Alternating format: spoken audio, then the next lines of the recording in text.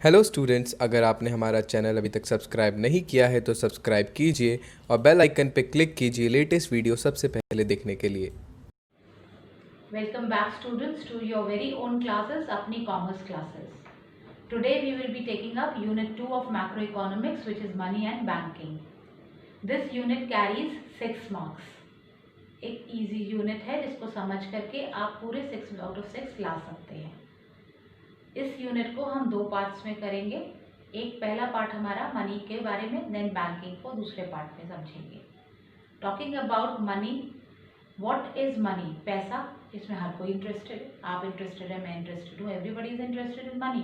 लेकिन ये मनी है क्या?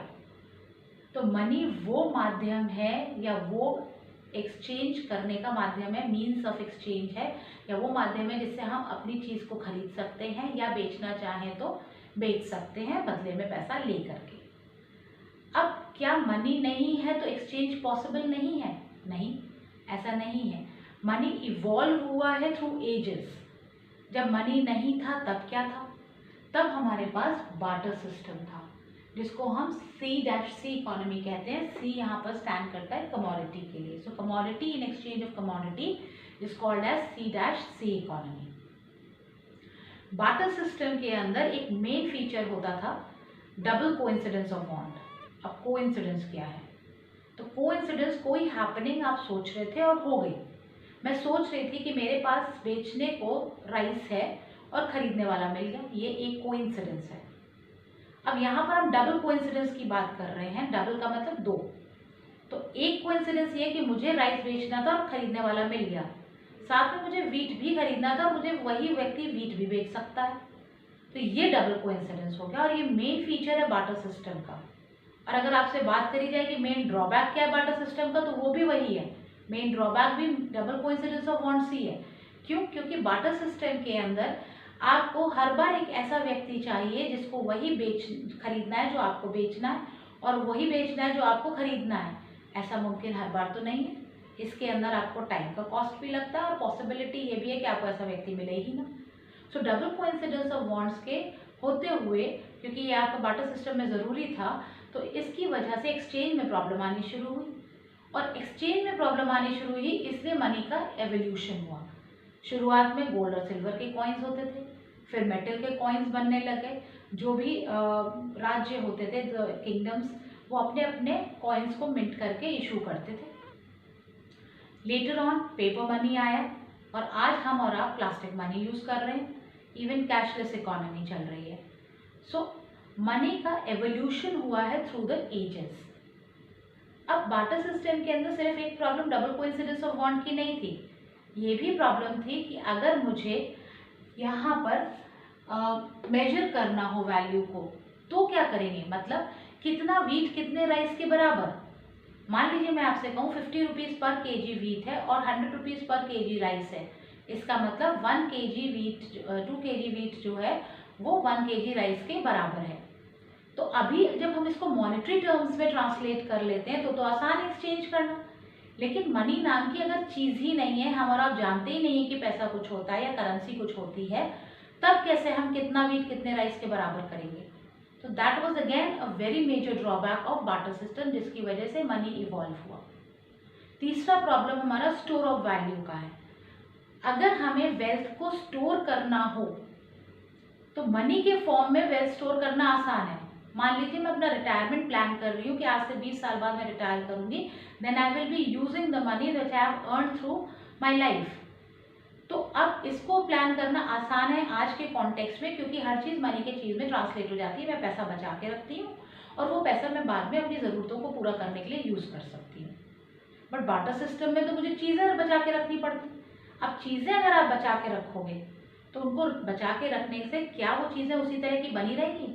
मान लीजिए मैं आज गेहूँ उठा करके 10-10 किलो का रखना शुरू करूँ कि 20 साल बाद तक इतना हो जाएगा जो मेरी फर्दर लाइफ के काम आएगा, तो क्या गेहूँ की वो क्वालिटी मेंटेन रहेगी? तो ऐसा ये प्रॉब्लम है। अब वेल्थ को अगर मैंने मनी के फॉर्म में स्टोर करा है तो कोई प्रॉब्लम ही नहीं है, मैंने अभी उठा के बैंक में डाल दिया, जब ज़रूरत पड़ेगी तब जब उसको मैं निकाल सकती हूँ और यूज़ कर सकती हूँ।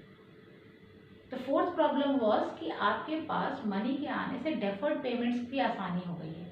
अर्लियर डेफर्ड पेमेंट्स में प्रॉब्लम आती थी। डेफर्ड पेमेंट क्या होता है? चीज़ आपने आज ली है, पेमेंट आप बाद में करेंगे। आपकी और हमारी लाइफस्टाइल में आजकल ऐसी बहुत सारी चीज़ें हैं जिसका पेमेंट हम लेटर ऑन करते हैं, तुरंत हाथ के हाथ नहीं करते। फॉर एग्जाम्पल, आपके दूध वाले का हिसाब महीने के एंड में होता है, पेपर वाले का हिसाब महीने के एंड में होता है, सैलरीज हमको महीने के एंड में मिलती हैं।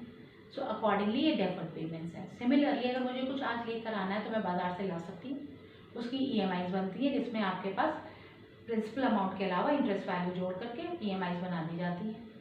तो डेफर्ड पेमेंट्स जो हैं वो आसान हो गई हैं in case of money.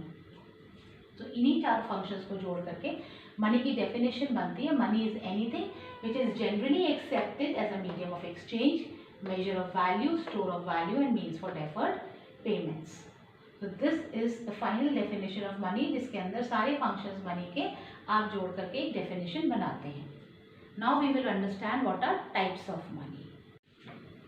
Now we will be talking about types of money. तो types of money में 2 classification समझेंगे. One is fiat money and fiduciary money. एक है full bodied money और credit money. So what is fiat money? Fiat money is money backed by the authority of government. जो हम और आप currency use करते हैं उसको फिएट मनी बोलते हैं. आपने देखा होगा नोट पे लिखा होता है कि मैं धारक को इतना इतना देने का वादा करता हूँ. 10 रुपए के नोट पर, 500 रुपीज नोट पर, every note has a stamp of the government. तो गवर्नमेंट ने कंट्री की कहा है कि ये पैसा है तो ये पैसा है. It is backed by the authority of the government. India में रहकर इंडियन करेंसी को कोई मना नहीं कर सकता आपसे लेने के लिए. अगर ऐसा करता है तो this is a legal offence. इसको हम लीगल टेंडर मनी भी कहते हैं. तो जब तक गवर्नमेंट उसको रिकॉग्नाइज करती है एज मनी तब तक वो मनी रहेगा. So it is backed by the authority of the government. Now fiduciary money.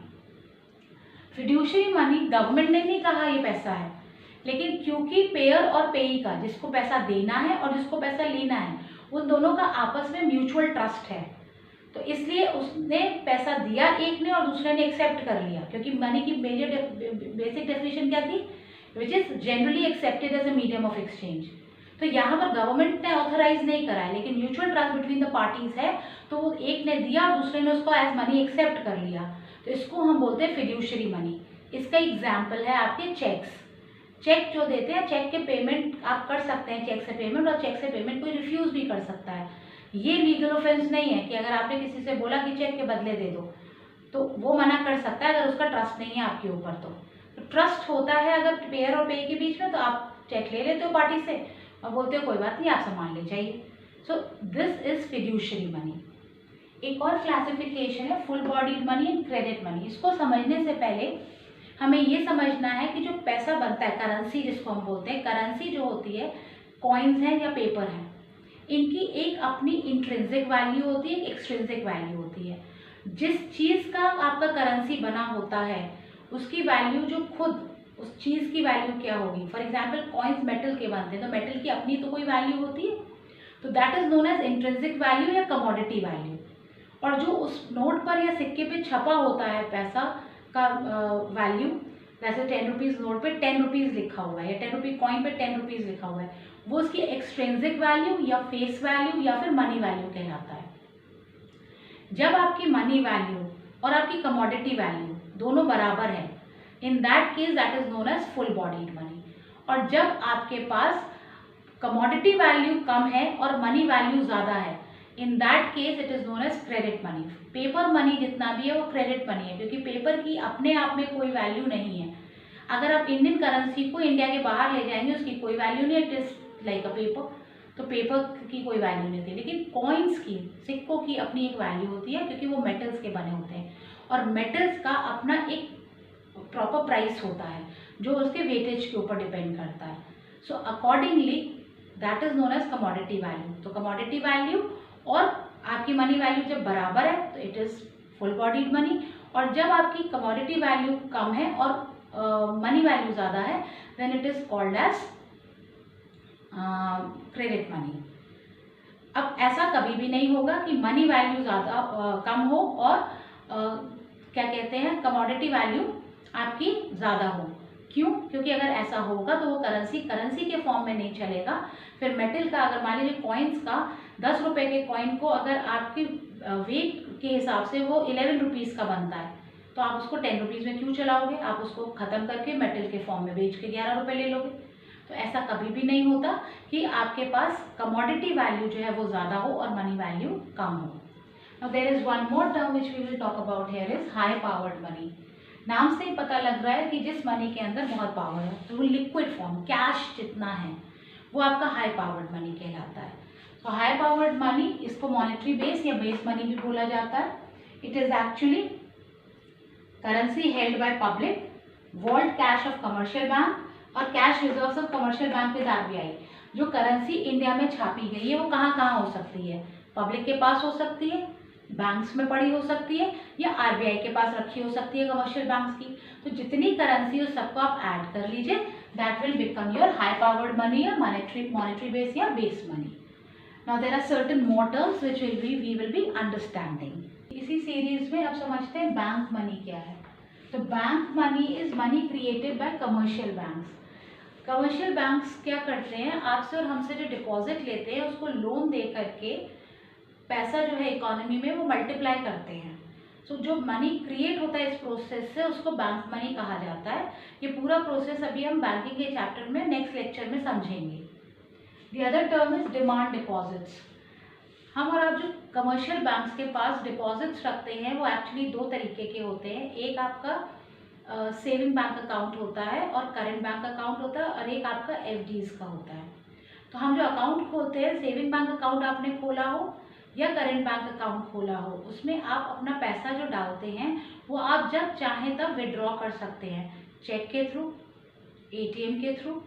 तो आप अपना पैसा ऑन डिमांड ले सकते हैं बैंक से।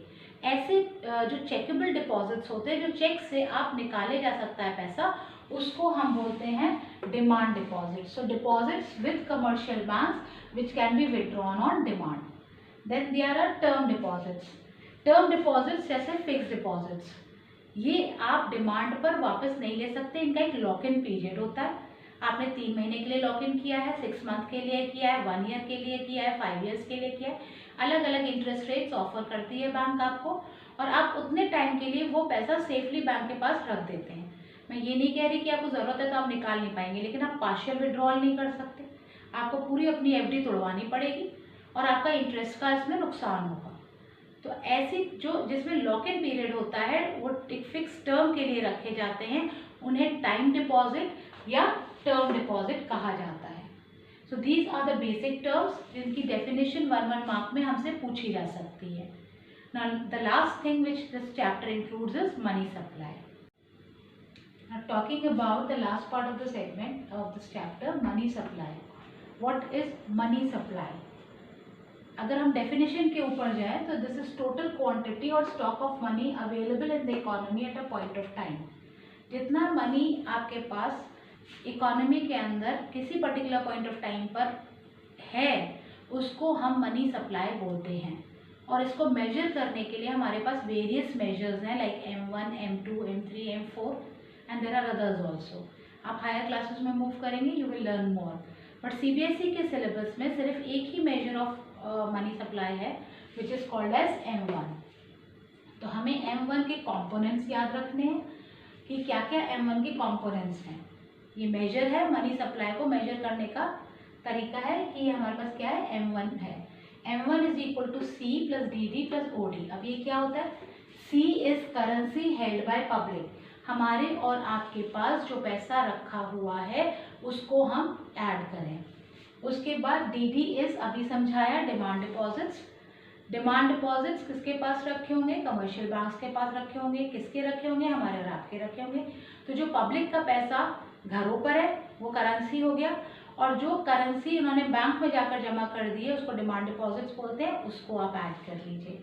And lastly other deposits. Other deposits में कौन कौन से डिपॉजिट्स आते हैं, RBI के पास भी पैसा रखा होता है, यहाँ पर गवर्नमेंट का पैसा भी रखा होता है, यहाँ पर कमर्शियल बैंक्स का पैसा भी रखा होता है, फॉरेन इंस्टीट्यूशंस का रखा होता है, पब्लिक फाइनेंशियल इंस्टीट्यूशंस का रखा होता है, और आपका यहाँ पर पैसा रखा होता है सेंट्रल बैंक्स का विदेशों से। अब इसमें जो भी पैसा RBI के पास रखा है, जो यहाँ के जो प्रोड्यूसर्स ऑफ मनी है उनका नहीं है, वो सारा पैसा आपका इंक्लूड किया जाता है, वो सारे डिमांड डिपॉजिट्स इंक्लूड किए जाते हैं। तो यहाँ पर क्या हो गया, other deposits means demand deposits with RBI किसके, public financial institutions like NABARD, then foreign central banks जो बाहर की सेंट्रल बैंक है, जैसे हमारी आरबीआई सेंट्रल बैंक है, ऐसे हर कंट्री की अपनी अपनी एक सेंट्रल बैंक होती है। उनका पैसा अगर कोई हमारी आरबीआई के पास रखा है, या फिर इंटरनेशनल फाइनेंशियल इंस्टीट्यूशंस जैसे वर्ल्ड बैंक, आईएमएफ, तो अगर इनका कोई पैसा यहाँ रखा हुआ है वो सब ऐड होगा। लेकिन जो हमारी अपनी गवर्नमेंट का पैसा है वो ऐड नहीं होगा। जो हमारे अपने कमर्शियल बैंक्स हैं कंट्री के, उनका पैसा ऐड नहीं होगा। उनके डिमांड डिपॉजिट्स आरबीआई के पास होते हैं, लेकिन वो यहाँ पर ऐड नहीं किए जाते। सो यहाँ पर M1 does not include deposit of producers of money. And who are the producers of money? Reserve bank of India, government and commercial bank. RBI कैसे प्रोड्यूसर है हम सब जानते हैं, सारे नोट कहाँ छपते हैं, आरबीआई में, इसलिए वो प्रोड्यूसर है। तो गवर्नमेंट कैसे प्रोड्यूसर हो गई? क्योंकि जितने कॉइन्स हैं और जो 1 रुपी नोट है वो ministry of finance, government of India issue करता है, इसलिए गवर्नमेंट भी आपकी प्रोड्यूसर ऑफ मनी हो गई। अब बात आती है कमर्शियल बैंक्स कैसे प्रोड्यूसर्स ऑफ मनी है। तो ये मैंने आपको एक्सप्लेन करा कि अगर आप जो डिमांड डिपॉजिट्स हम रखते हैं उससे लोन देने की प्रक्रिया जो है, पूरी प्रोसेस जो है पूरा, उससे इकोनॉमी में मल्टीप्लाई होता है पैसा। तो ये हम अब 4th जो चैप्टर आएगा इसके बाद हमारा लेक्चर आएगा, उसमें हम इसको डील करेंगे। फिलहाल के लिए आप इतना समझ लीजिए कि कमर्शियल बैंक्स का फंक्शनिंग की वजह से पैसा जो है वो मल्टीप्लाई होता है इकोनॉमी में, जो अभी हमने बैंक मनी की डेफिनेशन में भी समझा। तो कमर्शियल बैंक्स जो है वो भी प्रोड्यूसर्स ऑफ मनी है। तो आपके पास जो प्रोड्यूसर्स ऑफ मनी होते हैं उनका पैसा जो है वो इंक्लूड नहीं किया जाता है, बाकी सबका पैसा M1 में इंक्लूड किया जाता है। So this was the definition components of money supply. ये पार्ट आप मान के चलिए कि ज़्यादा करके आता ही है आपका CBSE के बोर्ड एग्जाम्स में। तो you have to be thoroughly preparing this part. The rest of the chapter, banking वाला जो मनी बैंकिंग में बैंकिंग वाला जो पार्ट है वो हम अपने नेक्स्ट लेक्चर में डील करेंगे। तब तक के लिए keep on doing what you do, like, share and subscribe. Thank you.